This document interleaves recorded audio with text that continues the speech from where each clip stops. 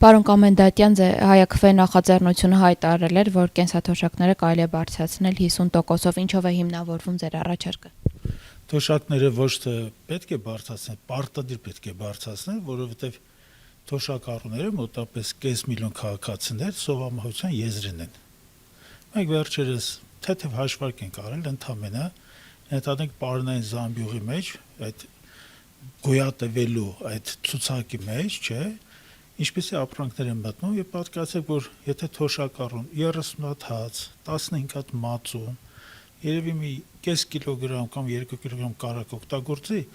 մի կերպ կարող է խուսափել սովամահ լինելուց։ Հայաքվեն ժողովրդի հետ է միշտ, մի ժողովրդական մասաների հետ մենք կապի մեջ ենք, ներգործության մեջ ենք, անդադ հանդիպում ենք շրջաններում, քաղաքում, եւ այդ 502,000 մարդը, որ մենակ թոշակառուներն են եւ ընդհանուր նպաստառուների հետ մոտավորապես 660,000 քաղաքացիներ են, այս մարդիկ հուսահատության եզրին են։ Այդ կառավարությունը, որը որ անդադ մտածում է իրենց աշխատավարձերը, բարգավաճարները բարձրացնելու մասին, անդադ այդ ուղղությամբ քայլեր են անում, այս մարդկանց մոռացել են, այդ կես միլիոն 660,000 մարդուն մոռացել են եւ պարզապես ցինիկ խաբեությամբ են զբաղված։ Հիմա ինչ վերաբերում է Հայաքվեն, որտեղից է պնդումը կատարում, մտման համար կարող եմ ընդհանրապես մեկ օրինակ բերել 2018 թվականին զանազան ռեպրեսիվ օրգանների, այդ թվում հակակոռուպցիոն դատարան, առաջին դատարան, առաջինացյալի, վերաքննիչ, վճարաբեկ, ոստիկանություն, պարեկներ, էլ չեմ ասում մնացած բոլոր իրար հետ 18 թվականից ստանում էին մոտավորապես 33 միլիարդ դրամի աշխատավարձ եւ տեխնիկական ապահովման միջոցներ։ Հիմա այդ գումարը կազմում է մոտավորապես 94 միլիարդ դրամ։ Մենք 60 միլիարդ դրամ այստեղ այն մարդկանց բերանից կտրել են, այդ մեր շտակած 660,000 հոգու բերանից կտրել են եւ հատկացրել են այդ ռեպրեսիվ հիմնական գործառույթներ ունեցող կազմակերպություններին, որոնք գտնում են անմիջական քաղաքական վերահսկողության տակ։ Նրանք չի կարելի անվանել, որ պետական մարմիններ են, նրանք քաղաքական ուղղորդվող մարմիններ են եւ ասած ապացուցելու համար ընդհանրապես հիշեցնեմ, որ այդ հակակոռուպցիոն հետաքնող խոշորագույն մարմնի ղեկավարը ընդհանրապես մեկ SMS-ով գիշերվա ընթացքում ազատվել էր աշխատանքից։ Հիմա սա մի օրինակ է, բայց կան բազմաթիվ օրինակներ, այդ թվում օրինակների մեջ պետք է օգտագործենք նաև արտաքին պարտքի հետ կապված խնդիրը։ Դա 18 թվականին Հայաստան Հանրապետությունը 143 միլիարդ դրամ էր հատկացնում պարտքի տոկոսների սպասարկմանը, հիմա այդ գումարը կազմել է 2026 թվականին 423 միլիարդ դրամ։ Հիմա այդ գումարը որտեղ է նախընտրել օգտագործել տալ կապիտալիստական այդ միավորումներին, ենթադրենք Ասիական զարգացման բանկին, Համաշխարհային բանկին, Արժույթի միջազգային հիմնադրամին, թե դրանց հետ վերջ-վերջո բանակցել, հասկացնել, որ այս երկիրը ավելի կարևոր բան ունի, քան ենթադրենք կապիտալիստական կորպորացիաների եւ կապիտալիստական այդ խոշոր միավորումների տոկոսներ վճարելը։ Մենք 660,000 քաղաքացու պահելու, սովից փրկելու եւ արժանապատիվ ծերություն ապավելու խնդիր ունենք եւ ավելի կարեւոր է այդ կազմակերպությունների հետ գնալ բանակցությունների եւ ոչ թե պարզապես թուլական կամազուր կերպով նրանց ամբողջ ուզածը անել եւ այս երկրի ամբողջ աշխատանքը մոտ 423 միլիարդը դա 1 միլիարդ 100 միլիոն դոլար է։ Այս ամբողջ գումարը տանք այդ ձեռնարկություններին, այդ կորպորացիաներին, նրանց տերերին, որոնք էլ բնականաբար թելադրելու են ապագայում եւ հիմա էլ Հայաստան Հանրապետության քաղաքական, ենթադրենք իշխանությունների վարվող քաղաքականությունը։ Կամ բազմաթիվ նյուանսներ, ես ձեզ մի օրինակ բերեմ, 26 թվականին միայն 50 միլիարդ դրամ հատկացվել է ասֆալտի վերանորոգման։ Այսինքն այդ ճաքերը լցնելու համար մենք հստակ գիտենք ովքեր են շահագրգիռ եւ ովքեր են այստեղից մզում այն գումարները, այն միլիարդները մզում, որոնք թոշակառուներին չեն հասնում։ Կարելի է բյուջեն բավականին մեծ է, 18 թվականի հետ համատած 25 թվականի եւ 26 թվականի բյուջեներ բավական մեծ են, մոտավորապես 135%-ով ավելացել են բյուջեի ծախսերի մասերը, բայց թոշակառուների թոշակները ավելացել է 21-22%-ով։ Հիմա էլ ինչ որ հետվճարի ցինիկություն են ուզում մտցնել, ընդ որում դրա մասին գոռում են, գոչում են, ասում են դա շատ լավ է, այդ հետվճարի ցինիկությունը մտցնողների կոնկրետ նաև այսօր կառավարության նիստում էլ այդ թեմայով զրուցում էին, տվայտում են երկու հոգի, չէ՞։ Հիմա այս ամենը նախաձեռնողները ինչու են այս աշխատավարձերը չեն փորձում ընդհանրապես ստանալ հետվճարով։ Հետո հետվճարով ստանան։ Բայց թոշակառուին կարելի է այսպես ասած արհամարել, ուրանալ, ձեռ առնել։ Կոնկրետ ձեռ են առնում, որովհետև ասում են գնա վաստակի։ Ինչ է նշանակում գնա վաստակի, երբ որ 50,000-ի մեջ այդ գումարի մեջ պետք է դեղերը մտնի, կոմունալ ծախսերը պետք է մտնի, այդ հագուստը պետք է մտնի, տրանսպորտի ծախսերը պետք է մտնի եւ ամենակարևոր պարոնային ապրանքները։ Ասենք պարզապես մարդկանց ձեռ են առնում, խնդիրը սա է, հիմա հայակվեն, այս թեման բարձրացել է, մենք շատ մեծ ծավալի ուսումնասիրություններ ունենք եւ այդ ուսումնասիրությունները մենք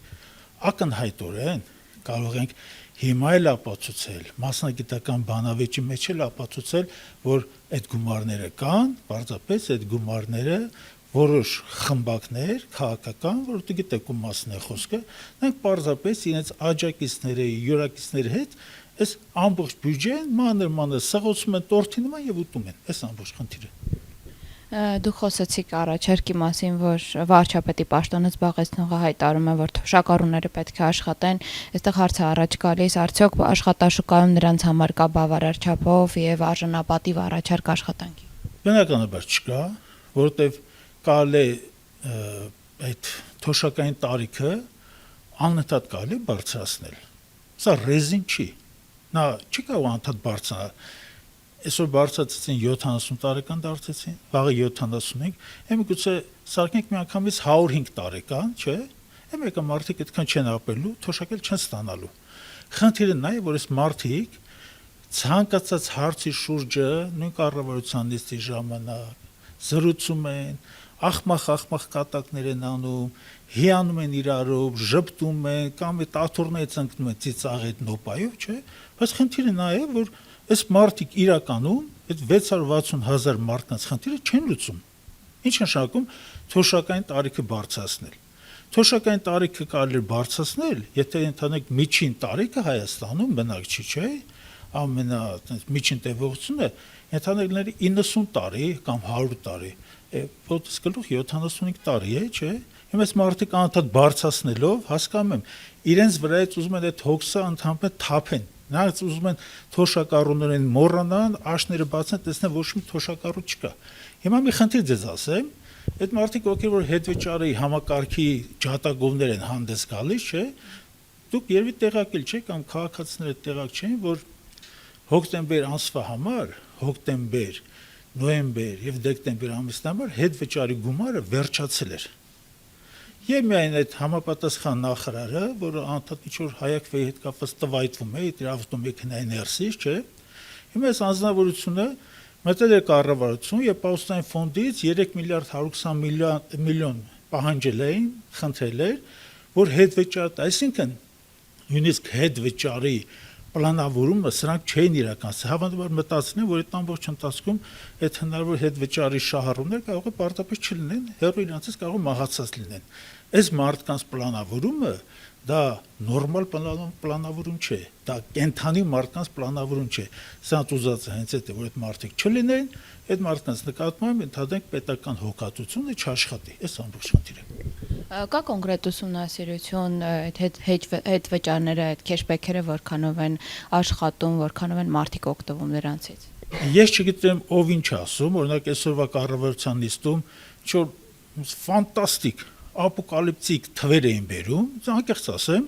ընդ կարելի է դրանցից մի հատ հոլովակ հումորային կառուցել, թվեր են բերում, որ այդ թվերը իրականություն գոյություն չունի։ Ես չգիտեմ դրանք թվերը որտեղից են վերցնում, ես անընդհատ ճանապարհորդում եմ մեր հայակվեի համակիրների հետ բոլոր շրջաններում մարդիկ շեշտում են, որ այդ հետվճարը խաբեություն է, հետվճարը ցինիկություն է եւ հետվճարը դա գումար վաստակելու խնդիր էլ չէ։ Հետվճարը պարզապես մարդկանց իրավունքներից, մարդկանց նկատմամբ ունեցած պարտականություններից փախնելու, իրանց գցելու, խոսքը կտուր գցելու, ընդհանրապես պարտավորությունները մոռանալու, այս մի գործընթաց են սրանք ծառայեցրել հիմա դա են ստեղծում։ հետ վճարը, երբ որ նրանք ասում են մինչև 10,000, դա նշանակում է, որ 50,000 դրամ ստացողը պիտի անպայման գնա, ընդհանրենք հետ վճարի տեխնիկական հնարավորություն ունեցող այդ սուպերմարկետներից օգտվի, եւ դա այն դեպքում, երբ բակային խանութները, ընդհանրենք նույն գյուղատնտեսական մթերքները վաճառում են 60-70%-ով ավելի էժան։ Սրանք քաղաքացիացում են արի հետ վճար, դու կատարի, իբր թե ՀԴՄ-ի այդ ստերան շրջանառությունները որոշակի կանխելու, իբր թե թափանցիկացնելու համար, բայց չեն ասում, որ այս քաղաքացին այդ գարնան ամիսներից սկսած մինչև ձմեռ, չէ, այդ բակային խանութներից որ օգտվում է, նա 60-70%-ով ավելի ձեռնատու է։ Արի մեզ մոտ, մեր առուտը մեր մոտ արա, այնտեղ 70% դուժվի, բայց այստեղ ընդհանրեն 20% օգուտ կա։ Եվ այն դեպքում մանալ որ կոմունալները եւ այդ բնաշնորհների վճարները, չէ, օրինակ էլեկտրականության դիմաց վճարը, գազի վճարը, տարբեր ընդհանրեն աղբահանության վճարը, ընդհանրեն այդ բաների, բնակարանների պահպանության կոոպերատիվների վճարները, դրանք հետ վճարի մեջ չի երևում, չկա ամբողջը։ Այս մարդիկ պարզապես խափում են։ Ռեալ հետ վճարի գումարը մենք միջին ասած թիվը հանել ենք, մենք ունենք, ընդ որում եթե դա ցանկություն է, այդ ավտոմեքենայի մեջ զրուցողը, չէ, թող հենց այստեղ զրուցենք, այդ թվերը իրան ցույց տամ, ասեմ, որ այս ամբողջ խոսքը գնում է 3,500 դրամի շուրջը, ոչ ավել, այդ 10,000 դրամ, որ դուք հնչեցնում եք, սա խափեություն է։ Ընդհանրապես դրանք հորդորեն, որ քիչ սուտ խոսա, սուտը պատվաբեր չէ։ Իշխանությունները ձեզ հակադարձում են, որ հնարավոր չէ նման բարձրացում իրականացնել եւ եթե հնարավոր է այդ դեպքում որն է իշխանության շահը չբարձրացնելու հատկապես նախընտրական տարի է ու իրենց դա այսպես ասած նախընտրական շրջանում օգտակար կլինի, այսպես ինչու չեն բարձրացնում, եթե հնարավոր է։ Դա շատ լավ հարց է, գիտեք խնդիրը որն է։ Վերջին ժամանակներում մենք տեսնում ենք, որ իշխանությունը առանձին խավերի բնակչության փորձում է սիրաշահել։ Պարզապես ուզում է կեղծիք կատարել եւ ուզում է ապագա ընտրությունների այսպես հանդիման, չէ, այս մարդկանց բարեհաճությունը վաստակել։ Ինչու են մոռացել թոշակառուներին, ես դες կասեմ, որովհետեւ նրանք թոշակառուներին չեն դիտում որպես հնարավոր կոնսոլիդացվող ուժ։ Նրանք հասկանում որ թոշակառուն լավագույն դեպքում, ընդհանրենք իր բակը իշխնում կամ տանից դուրս չի գալիս եւ ակտիվ հասարակական կյանքին չի մասնակցելու, չի մասնակցում։ Այս մարդկանց ամենահեռու գնացած ճանապարհը կամ դեղատունն է կամ պոլիկլինիկան է։ Նրանք չեն մասնակցում հանրային միջոցառումներին, չեն կոնսոլիդացում եւ որպես հանրային խոշոր խավ հանրային կյանքից դուրս են այս մարդիկ։ Դրա համար այս մարդկանց մոռացել են։ Եթե թոշակառուները փոխարեն 500,000 առողջ նախաձեռնող համարձակ մարդիկ լինեին, բնականաբար այդ մարդկանց ընթառաջ ամեն ինչ կանեին, որ օրինակ հիմա են փորձում անել։ Կոնկրետ այսօրվա կառավարության նիստում մի հատ նոր խաբեություն հնչեցրեցին, բա պետական աշխատողների աշխատավարձերը պետք է բարձրացնենք։ Լավ, բարձրացեցին, այդտեղ 210,000 մարդ կան տամնը։ Այն 660,000-ը ինչ մեղք ունի, որ չի կոնսոլիդացվում, որ իր ընդհանրենք ֆիզիկական գոյության մայրամուտում է գտնվում, այսինքն այդ մարդկանց պիտի մոռանալ, ու գնան ընդհանրենք չապրեն, ընդհանրենք վերանան, այդ հետ վճարներ վերանա, թոշակն էլ վերանա, չի մասնա խոսքը։ Ամբողջ խնդիրը նա է, որ այս մարդիկ թոշակառուներին որպես գործոն չեն դիտարկում։ Հայակվեն, այս իմաստով պահանջ է ձևակերպելը հստակ։ Մենք հիմա հանրագիր հետ կապված ստորագրություններ ենք հավաքում, եւ այդ հանրագիրի ամբողջ իմաստը բովանդակությունը բաղկացած է երկու կետից։ Առաջին կետը թոշակները բարձրացնել 50%-ով առնվազն եւ երկրորդ կետը յուրաքանչյուր տարի իրականացնել թոշակների ինդեքսավորում տվյալ տարում գրանցված ընդհանուր ինֆլյացիայի մակարդակը հաշվի առնելով։ Այս երկու խնդիրների շուրջը մենք հանդիպումները շարունակում ենք եւ շուտով մենք 100,000-ավոր ստորագրություններով հանրագիր կբերենք հանձնենք այս կառավարություն կոչեցած խմբակին, այդ փոքրատիվ խմբակին եւ նրանք փաստորեն պետք է կանգնեն այդ հարցի առջեւ։ Պատասխանելու են սրան, թե չեն պատասխանելու, որքան հասկանում եմ, սրանք չեն պատասխանելու, որովհետև բյուջետային պլանավորումը արդեն նրանք կատարել են եւ 26 թվականի բյուջեում նախատեսված չէ թոշակների բարձրացում, այս մարդիկ հստակ այդ 660,000 հոգու դեմ պետք է կանգնեն, ասեն, որ մենք խափեփաներ ենք եւ մենք ձեր դեմ, այսպես ասած, հանդես ենք գա որպես ստախոսներ, որպես ճշմարտությունից խուսափողներ եւ որպես այսպես ասած սերունդների նկատմամբ պարտ չունեցող քաղաքական խմբակ։